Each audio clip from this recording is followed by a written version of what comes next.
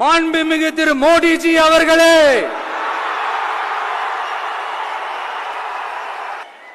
என்னமோ உங்க பேரெல்லாம் சொல்றதுக்கு எங்களுக்கு ஏதோ ஒரு பெரிய பயம் மாதிரியும்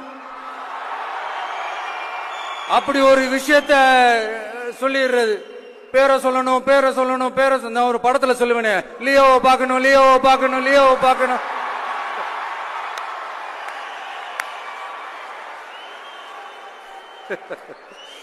இல்ல இல்ல, சத்தியமா அப்படிதாங்க இருக்கு.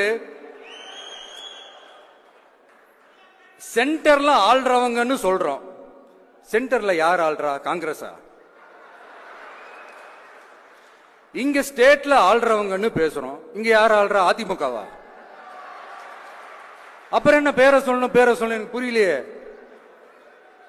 நீங்க தானே கேட்டீங்க, வச்சுக்கோங்க.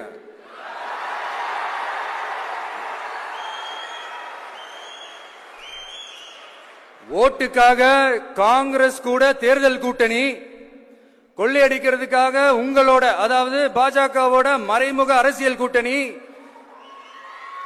இப்படி உங்க பேரை சொல்லியே மக்களை ஏமாத்துறதும், உங்க பேரை சொல்லியே மக்களை பயமுறுத்துறதும், இப்படி இந்த கரப்ஷன் கபடதாரிகளுக்கு மறைமுகமாக உதவும் உங்க அரசுக்கு ஏஞ்சி தமிழ்நாடு தமிழர்கள்னாலே அலர்ஜி.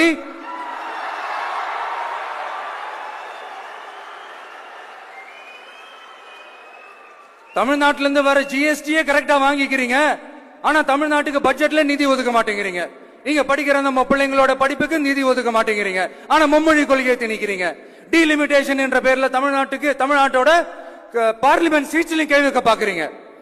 ஒரே நாடு ஒரே தேர்தல் நீங்க ஸ்டார்ட் பண்ணப்பவே புரிஞ்சிருச்சு பிரதமர் சார், உங்க பிளான் என்னன்னு, எங்கெல்லாம் எப்படி எல்லாம் எந்த திசைகள் எல்லாம் இந்த நாட்டை கொண்டு போலாம்னு. சார் உங்ககிட்ட நாங்க சொல்லிக்கிறதெல்லாம், தமிழ்நாட்டை கொஞ்சம் கேர்ஃபுல்லா ஹேண்டில் பண்ணுங்க சார்.